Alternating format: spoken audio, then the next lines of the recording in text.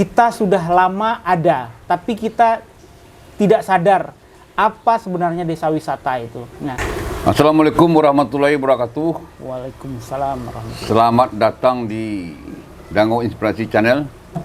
Hari ini kita kedatangan tamu istimewa, seorang pakar pariwisata, Om Joni. Terima Joni kasih. Mardianto.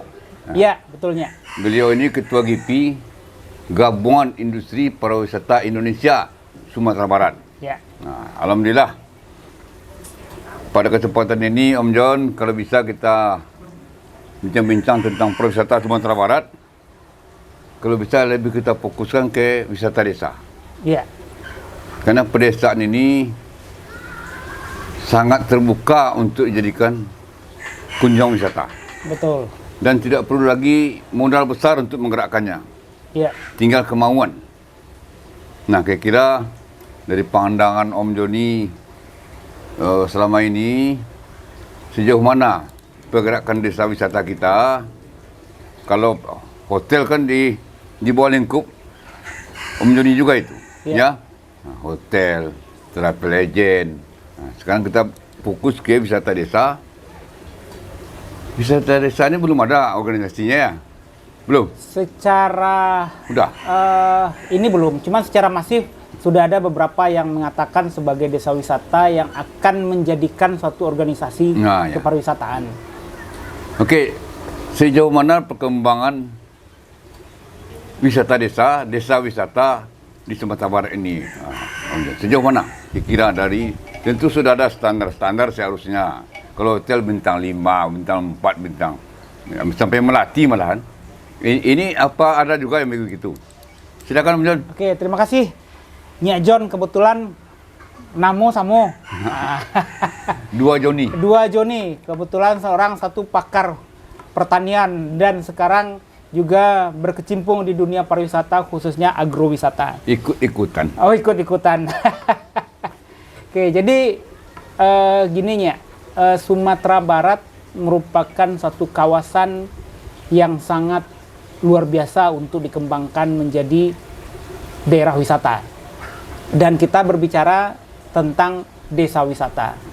Desa wisata di saat kita menjadikannya sebagai satu destinasi pariwisata, itu sebenarnya kita sudah lama ada, tapi kita tidak sadar apa sebenarnya desa wisata itu. Nah, jadi mungkin tadi Nyi menyatakan ada nggak standarnya desa wisata itu? Desa wisata itu sebagaimana diatur dalam Undang-Undang Kementerian Kepariwisataan, Ya. itu ada yang namanya rintisan, ada yang berkembang, ada maju, ada mandiri. Nah, Sumatera Barat Rintisan, berkembang, maju, mandiri. SD, SMP, SMA, perguruan tinggi. Alhamdulillah. Betul. Terus? Nah, dan salah satu desa wisata yang mendapatkan penghargaan yang sudah mempunyai kategori maju di Sumatera Barat itu baru satu, yaitu Kubu Gadang. Oh, Kubu Gadang sudah Padang Panjang. Sudah maju tu ya? Sudah maju. Berarti satu yang level SMA lah. Yang Selebihnya lain SD, SMP. masih SD, SMP, ada cik lain TK. Nah, Ini kerja keras kita ini semua. betul. Nah, jadi desa wisata ini selama ini orang mengatakan harus dibuat objek ini, harus dibuat objek ini, harus dibuat aktivitas ini. Desa wisata itu adalah berbicara tentang aktivitas masyarakat yang ada di desa wisata. Itu yang dikatakan dengan desa wisata. Jadi, apapun kegiatan masyarakat di situ, mencangkul di sawah, memanjat pohon kelapa, menyulam, memancing ikan, pokoknya apapun aktivitas sehari-hari yang dilakukan masyarakat, itu yang dikatakan dengan desa wisata. Jadi, desa wisata ini bukan by design, tapi sudah ada dari dulu, secara turun-temurun, dari dulu, dari sekarang ini sampai generasi yang sebelumnya. Katakanlah anugerah Tuhan. Betul. Tinggal kita memanfaatkan anugerah yang ada. Betul. Ya. Nah, jadi bagaimana dia bisa menjadi desa wisata? Salah satunya adalah dengan datangnya kunjungan masyarakat ke situ. Kalau belum ada kunjungan masyarakat ke desa itu, belum bisa dikatakan sebagai desa wisata. Ya.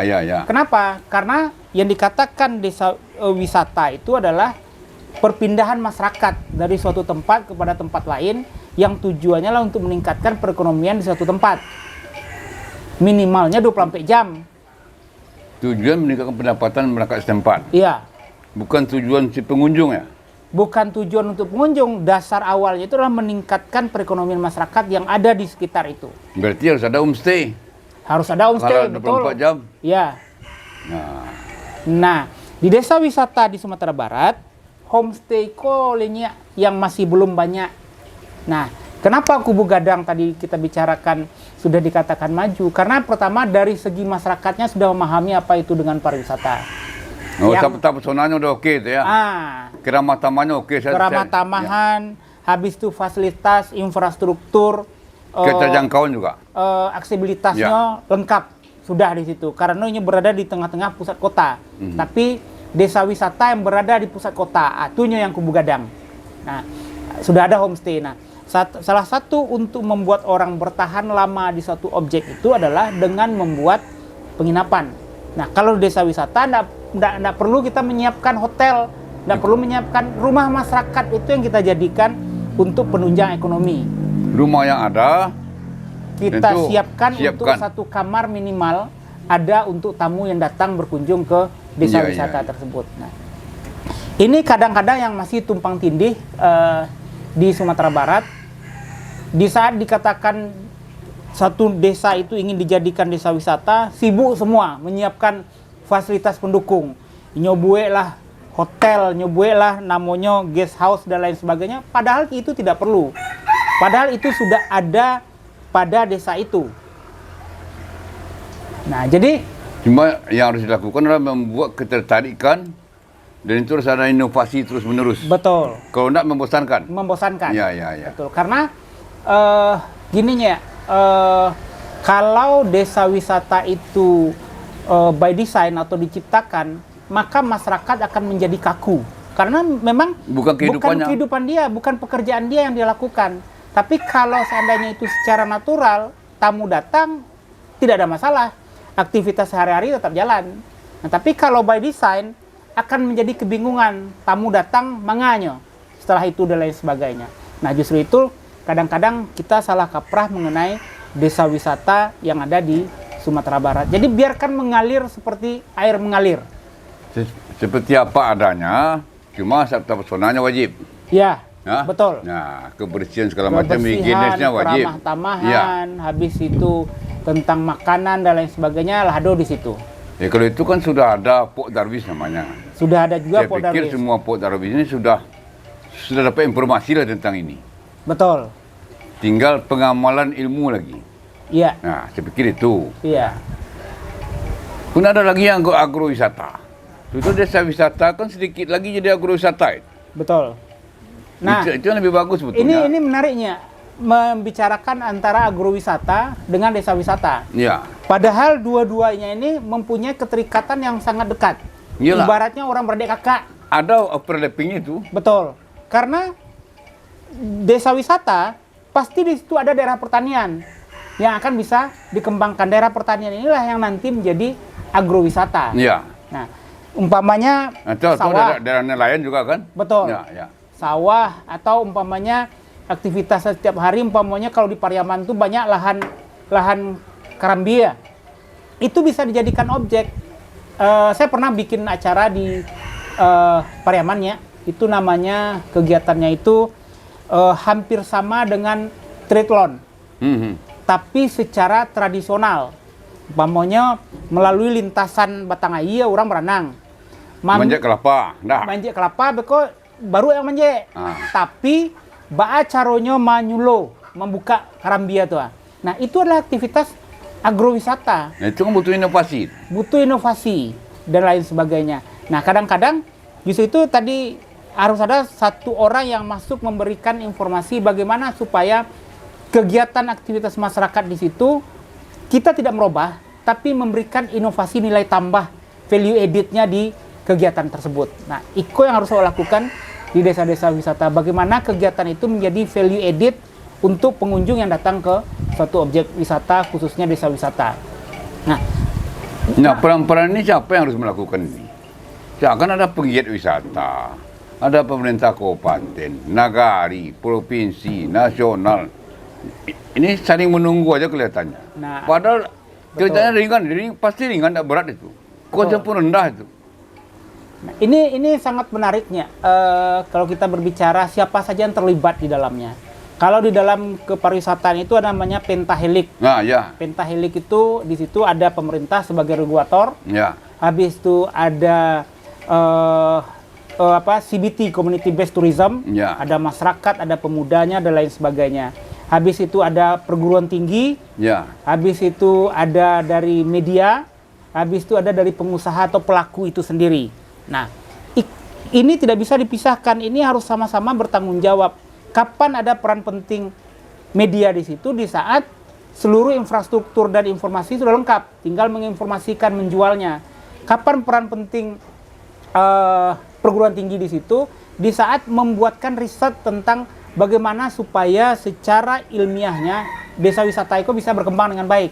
Nah, bagaimana peran penting pemerintah di situ sebagai regulator membuat aturan-aturan yang semestinya bagaimana bisa desa wisata itu maju, peningkatan kapasitas SDM. Nah, itu dibutuhkan antara kepemihakan provinsi dan kabupaten kota untuk melakukan peningkatan kapasitas SDM tersebut. Nah, ini harus menjadi satu kesatuan. Nah, kadang-kadang kita di Sumatera Barat ini masih Nah, belum. saya melihat masih saling tunggu kelihatannya. Nah, betul. Kenapa tidak ada yang punya inisiatif menggerakkan? Harusnya kabupaten lah ini. Harusnya. Atau provinsi. Tidak terjangkau kalau provinsi. Jadi gininya, sebenarnya menggerakkan itu harus ada yang namanya local champion. Ya, berarti orang setempat. Orang setempat dulu, Pok Darwis. Pok Darwisnya yang harus bergerak. Pokok satu dari anggota Pok Darwis itulah champion Betul. ya. Karena selama ini kita berbicara tentang pariwisata, pemerintah tidak akan memberikan apa-apa, tidak akan melihat apa-apa di saat dari masyarakatnya sendiri tidak tumbuh. Tapi Ya. di saat masyarakat itu tumbuh dengan baik, pemerintah otomatis akan datang ke situ. Nah, Tapi kadang-kadang enggak juga. Contoh, tadi Kubu Gadang. WC aja enggak ada di sana. WC sampai sekarang belum ada. Ya, kemarin sudah ada. Oh, udah. No, bukan dari pemerintah. Iya. Cuma ada bantuan BUMN lah. Nah, tapi yang jelas itu kan sudah lama sekali. Jadi untuk hal-hal yang sangat diperlukan mungkin pemerintah segera turun tangan. Betul. Nah, tidak saling tunggu. Masalah parkir, macam-macam. Jadi mungkin hal begini perlu ada yang memotori hal seperti ini. Betul. Nah, memang itu kembali kepada kepemihakan Kalau CEO. kalau perhotelan kan orang hotelnya yang berinisiatif. Iya, PHRI. PHRI kan. Betul. Nah, kalau yang desa wisata nih siapa ini? Desa wisata ini Kan ada juga. ada penggeraknya juga, Ya. ada satu asosiasi yang menaungi untuk bisa menyampaikan ide-ide ini kepada pemerintah. Nah, siapa itu? Belum ada, kalau enggak bentuk lah itu. Ini sampai sekarang belum adanya. Jadi siapa mau dibiarkan aja? Harusnya jangan ini terjadi berlarut-larut. Kadang-kadang kasihannya. Sekarang ini desa wisata di Sumatera Barat itu ada 384 kalau tidak salah. Ya. Yang terdaftar di ADWI, Ya. Anugerah Desa Wisata Indonesia. Tapi kalau kita boleh jujur, dari 384 itu bara yang masih hidup. Berapa yang masih ada masih aktif? Iya. Ya. Nah, ini harus ada evaluasi mulai dari provinsi, mulai dari kabupaten kota. Ya kalau bisa, umumnya lah mengingatkan dinas pariwisata provinsi. Coba kita lihat lagi. Kau nak mubazir yang kita kerjakan sebelumnya. Dengan terlantar dia. Ini saling tunggu aja.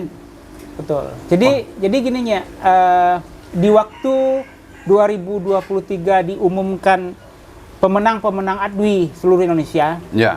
kami Asosiasi Travel Agent Indonesia atau ASITA sebenarnya juga mempertanyakan yang mana sih desa wisata yang pantas memang bisa dikunjungi untuk membawa tamu ke situ. Tapi ada juara satu kemarin dari mana?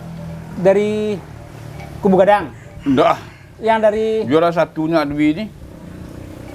Mentawai, bukan? Bukan. Ada beberapa yang masuk nominasi kan di Sumatera Barat. Desa tertua di dunia ini. Oh, Pariangan. Pariangan enggak? Nah, Bukan. Pariangan itu di 2022. 22. 2022. Cuma yang punya bintang 3 kan cuma satu baru. Kubu Iya, Gadang. Kubu Gadang. Betul. Bintang 3 atau maju. Yang dikatakan maju, betul. Kalau mendidih kan belum ada kita. Belum ada. Nah, justru itu yang dibutuhkan sebenarnya di saat desa wisata itu sudah masuk ke dalam daftar ADWI itu, tanggung jawab penuh sebenarnya dipegang oleh kabupaten kota, bukan provinsi. Makanya kabupaten kota tadi. Kabupaten kota yang harus menggerakkan. Kenapa? Karena yang tahu lokasi tempat itu adalah pemerintah setempat. Ya. Tidak mungkin provinsi yang tahu. Termasuk ngurus Bali Nagari kan dari kabupaten Betul. itu. Nah, kadang-kadang antara yang lucunya gini, ya, antara kabupaten kota dengan nagari itu juga kadang-kadang tidak klop. Ini yang belum pas. Oke lah, Pak John, Ya, Om John. Saya pikir ini kan memulai ini. ya, Apa yang kita kunyah-kunyah ini, kita bincangkan ini didengar oleh semua pihak. Mudah-mudahan para pentahelik ini bisa memperhatikannya, sehingga sumber ekonomi yang terbaik, yang terbanyak itu sebetulnya pariwisata. betul. Pariwisata desa ini betul-betul dapat mengangkat ekonomi masyarakat. Nah, ini harus dapat perhatian khusus lah. Iya, iya, Nah, benar. mungkin dari GP-nya sudah harus juga menggerakkan ini, Iya, membentuk iya. organisasinya atau apa namanya. Ini sudah perlu kita komunikasikan. Nah, itu kira Om John. Hari ini Iya. kita pertemuan, kita diskusikan ini, ya. Tapi ininya sebelum ini saya sampaikan, sebenarnya saya masa jabatan saya di GIPI itu sudah selesai 1,5 tahun yang lewat. Kok dipegang juga sampai sekarang? Sebenarnya bukan dipegang, sudah diberikan mandat kepada teman-teman untuk melakukannya, tapi tidak ada yang bergerak. Nah, jadi maksud saya gini, yuk sama-sama kita berangkulan tangan lagi, membuat organisasi ini supaya baik dan berkembang, melakukan sosialisasi baik kepada daerah maupun kepada pusat bahwa kita GIPI masih ada. Kenapa? Kadang-kadang saya juga heran ya, sampai sekarang seluruh undangan itu masih datang ke saya sebagai ketua GIPI. Padahal udah 1,5 tahun yang lewat habisnya. Nah, ini saya sudah sampaikan kepada beberapa pengurus untuk melakukan musda secepatnya untuk membentuk kepengurusan GIPI yang baru. Seharusnya seperti itu. Supaya apa? Yang harapan dari Inye tadi, GIPI bisa mewarnai kepariwisataan yang ada di Sumatera Barat. Sebetulnya sebelum serah terima, sebetulnya pengurus nama tanggung jawab.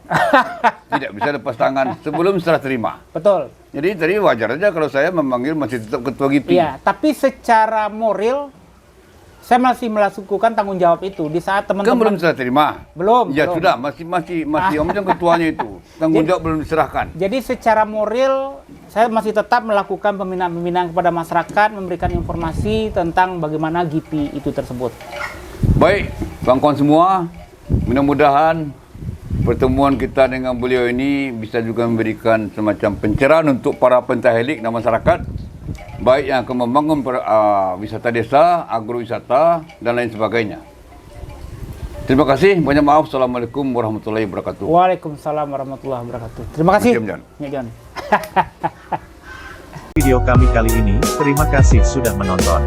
Jangan lupa untuk like, komen, dan subscribe untuk mengikuti perkembangan terbaru dari channel ini. Sampai jumpa di video selanjutnya.